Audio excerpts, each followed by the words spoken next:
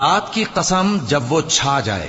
اور دن کی قسم جب وہ روشن ہو جائے، اور اس ذات کی قسم جس نے نر اور مادہ پیدا کیے کہ تم لوگوں کی کوشش طرح طرح کی ہے۔ سو جس نے اللہ کے رستے میں مال دیا اور پرہیزگاری کی اور بہترین بات یعنی کلمہ توحید کو سچ جانا، تو اس کو ہم آسان طریقے کی توفیق دیں گے، اور جس نے بخل کیا اور بے پرواہ بنا رہا اور بہترین بات کو جھوٹ سمجھا، تو ہم اسے رفتہ رفتہ سختی میں پہنچا دیں گے، اور جب وہ دوزخ کے گڑھے میں گرے گا تو اس کا مال اس کے کچھ بھی کام نہ آئے گا۔ یقیناً راہ دکھا دینا ہمارا ذمہ ہے، اور بے شک آخرت اور دنیا ہماری ہی ملکیت ہیں۔ سو میں نے تم کو بھڑکتی آگ سے خبردار کر دیا ہے،